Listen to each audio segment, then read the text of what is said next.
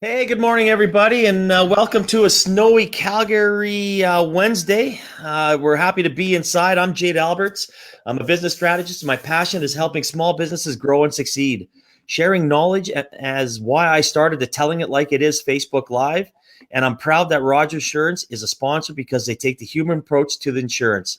I always say, just phone there. You're going to get a live voice, and they'll guide you to whoever you need. And they are one of Canada's only independent owned brokerages. Stay tuned for details on how you can get more information. Today's Telling It Like It Is guest is Michael Montgomery from Renzo Real Estate and the Ideas and Stuff podcast. Michael, thank you for joining me. How are you today? Great, Jade. Thanks so much for having me on. I'm really looking forward to chatting with you here for the next 15 minutes or so and telling it like it is. Well, that's what we're here for. Hey, I hear Yeah. you were just in Ottawa. How was that? It was a little bit. It was a little bit warmer. It was great. Yeah, we had a big political get together, I guess, for all the different real estate boards across Canada. So there was a lot of real estate agents in one city at one time. So you wouldn't want to mention anything about buying or selling a house because you might get attacked. But it was really good. It was really good conversations with MPs and that sort of thing around the political landscape moving forward for real estate. Oh, well, that's good. I mean, anytime you can get the politician's ear, I guess that's a benefit, good Yeah. thing. Yeah, absolutely. It was really good. Good productive chats, that's for sure. Well, that's good. I'll give a quick little introduction about Michael here. He is a broker owner of Renzo Real Estate. Renzo Real Estate is a boutique real estate firm focused on elevating the real estate experience with bold sales acumen, intelligent technology, and fresh marketing. He's also the host of Ideas and Stuff, a Calgary podcast. He sits on the Political Action Standing Committee at the Calgary Real Estate Board, and he's an educator at the Calgary Real Estate Board. He's also involved with the Chamber of Commerce and a member of Toastmasters Calgary. He's an avid weekend warrior, enjoys running, road biking. He loves motorcycles, vinyl records, and various podcasts. He lives in the Northwest Calgary with his wife, Wilhelmina, and rescue dog, Stella. So I guess, one of the things, you have a successful real estate firm. What made you want it to break out on your own and, put your own, stamp on it? Yeah, for sure. Great question, actually. And it's sometimes I ask myself the same question, and I'm sure a lot of people that jump into business ask themselves this question too.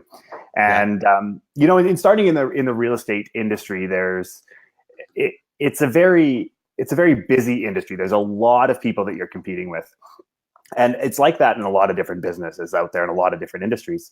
So in opening up the brokerage, we always had this, and I say we, my wife and I, we worked together on this. We always had this as a plan to open up our brokerage. Both our parents were quite entrepreneurial, so I think we jumped into this side of things without too much concern, just because that's somewhat of the way we were raised.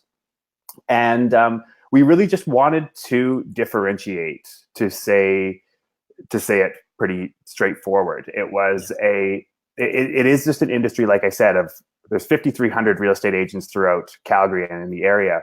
So to be able to differentiate is a huge, huge factor. And on the brokerage side of things, you're able to do things a little bit differently. And it's not to take anything away, I would say, from any other way of doing business. But from a brokerage standpoint, we can now have the ability to market, to do things a little bit differently than they've been done in the past. So that's where a lot of the motivation came from. And I mean, there's bumps and bruises along the way, but it's been a really, really good ride. Well, that's cool. I mean, I especially like to hear a little bit more about some of this intelligent technologies. But when you said bumps and bruises along the way, what were some of these hurdles? Yeah. So and I'm sure anybody in business can attest to this. And you don't really know what you don't know until you're actually into the situation. So I usually think that some of the biggest hurdles are the ones that you can't see jumping in. And a lot of people that jump into business for themselves, they're optimistic, they're excited to get into the industry, and that's so beneficial. And then the other side of the coin is there's going to be challenges, there's going to be hurdles, and sometimes we don't know what those are until we're halfway into it. So I would say those were the biggest ones. So we had business plans, we had that all wrapped up.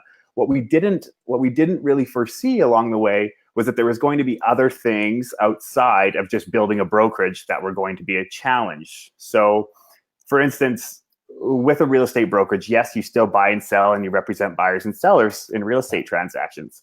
But then you also recruit agents. You bring them onto your team. So that's a brand new skill set, right? And there's training the agents, and that's a brand new skill set. When you're used to going out there and knocking on doors and selling properties, flipping that around and turning that into a recruiting and a training side of things, it's a different world. So we did find some hurdles on that front, but there's a level of perseverance when those hurdles come too. And it always comes back to me that, Jack Ma from Alibaba. Yep. So he always said that your first year is hard, and then your second year is harder, and then your third year is okay. So I think there's a lot of truth to that for anybody starting a business, whether it's in the real estate industry or anything.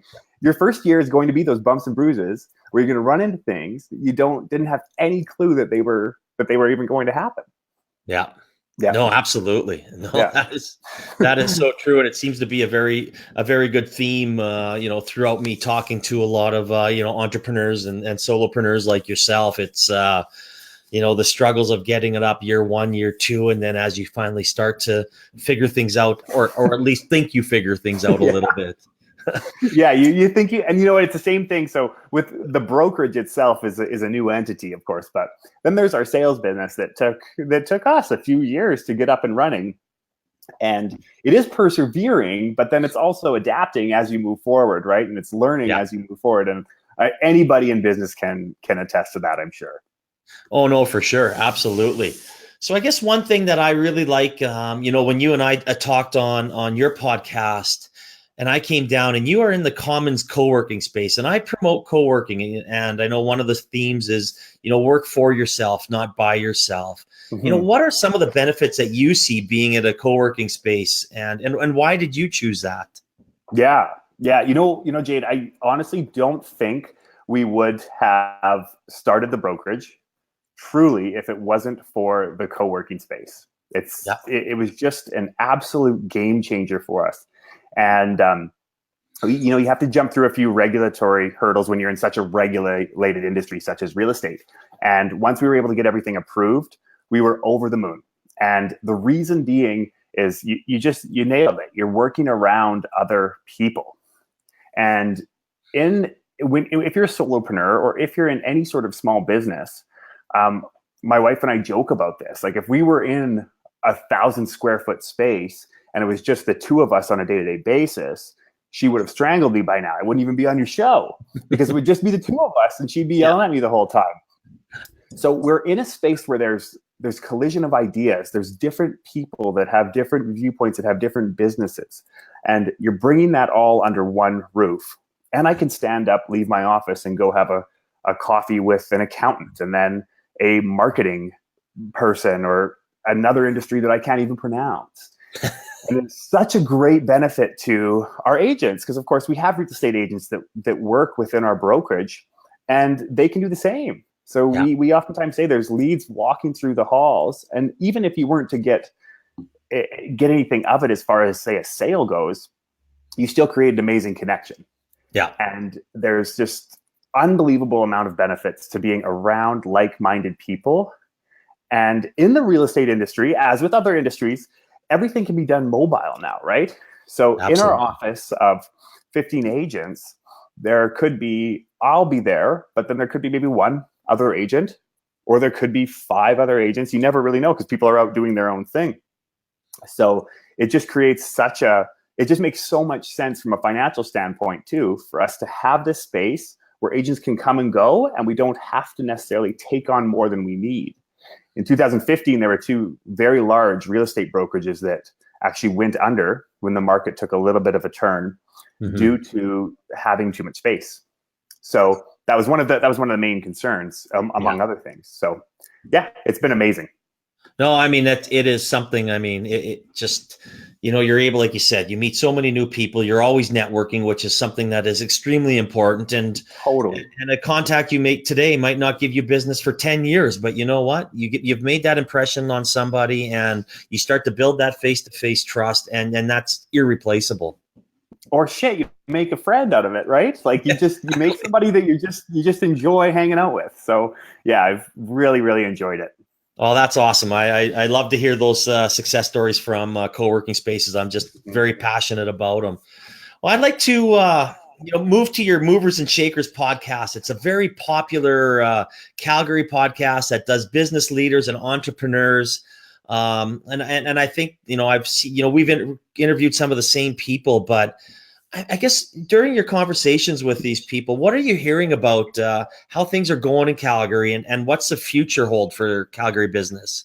Yeah, that's really good. I've had such interesting people on the podcast and from different industries, all sorts of different industries. But they're the common thread, of course, is that they're Calgary based. Yeah. And the conversations on the air are oftentimes positive. So then you think, okay, is that truly how they think? And it is. So the conversations on the air and off the air are positive. These people are very, very positive about a diversification in the Calgary market. And I think we all know that it's very heavily dependent on oil and everything relating to oil. But then you have these amazing people that are doing spin-off sort of businesses, or people that potentially were laid off from their oil and gas jobs that are breaking out there and starting a clothing line or something, or a jewelry line. And it's just so it's such a positive feeling to see these people turning Calgary one by one into this entrepreneurial hub. And it's true, we're really starting to see it. Co-working is another great example. My podcast and all of these people that have these amazing ideas are using all of the amazing services within Calgary Chamber, co-working spaces, networking groups. They're using this to leverage their businesses. And what they see for Calgary is pure positive light moving forward. Oh, that's good to hear. And I get that same feedback when I have the conversation as well. And the one thing that I like to stress is the small businesses and the entrepreneurs are really sticking together. It's unlike maybe some big businesses where you're like, oh my God, this is a secret, and we can't share that. Like, sign this NDA and boom, boom, boom, boom. But right. These, coming in and, how you and I met, probably 3-4 months ago, and how it's blossomed into a friendship, and we're willing to share things to help each other. And then that's just the whole community in general. And it's so fun to be a part of. Yeah. And keep it going. Anybody in the business world, sharing your ideas like that, it creates such an amazing relationship. And the stronger the entrepreneurial bonds within Calgary, the stronger we are as a city, truly, from an entrepreneurial standpoint. So I think we just got to keep that going. Yeah, and I think, as you said, we've been giving almost I see the tech stuff coming on a little more, and I have some people that'll talk about that in the future. But I mean, even like you said, you got an engineer who stepped aside and started his own business. I mean, I think that little downturn in the ONG has made people become a little more creative and a little more entrepreneurial on their own to say, hey, now's my chance. Here we go. Yeah, absolutely. Absolutely. And it's so great to see. Oh, it's wonderful to see. Absolutely. Yeah. So I guess, speaking of, we talked a little bit about your, a little bit of advice, but if you were to give one piece of advice to an entrepreneur, small business, what would it be? Yeah, I love this question too. So it's so hard always, and I'm sure you get this all the time, to narrow it down to one thing. But if I could narrow it down to one thing, it would simply be differentiation. It would be simply differentiation. I think there's a lot of talk out there about starting your business and then potentially looking at your competitors out there and then being 5% better. But 5% better isn't going to cause your consumer to switch their provider to you. And I think differentiation is kind of the sleeper out there, that if you're able to differentiate what it is that you do, you can be a lawyer and differentiate. I just got a call from a lawyer who is, it's not a bad thing. We always get calls from lawyers in real estate. Let's make that clear. I got a call from a lawyer that has started a business where she does mobile signing. So her whole business model is driving to people's houses to do mobile signing. And I think that that's such an amazing differentiator. You're still in the legal industry, which of course is regulated, but she's differentiating. And anybody who's starting up a business, it's already been done. I think people trying to do new things is great, but understand that a lot of times these things have been done, and you can talk to somebody in different areas that have done these things, that have been real estate agents, that have done these different things. Yeah. But then when you're bringing it to your market, whether that be honestly Calgary or global or national, differentiate. So when somebody comes to you and they ask you, whether it be that elevator pitch or anything, how can what you provide be slightly different, if not very different from others? And I think you'll honestly succeed. And there's also the perseverance, grit, hard work. I love those words, but those also come with not just banging your head against the wall. Just always come from a place of how can you be different? How can you be different? And the world needs that. Oh, absolutely. I mean, that is one of the best. I mean, I've gotten a lot of good answers, don't get me wrong. And that is one of the ones that I really like, because if you're not differentiating yourself, you're just another business. And why would someone switch? People, like you said, people aren't switching for 5%. They're switching to, do business with you. And why do they want to do business with you? Well, because of this. And that is so true.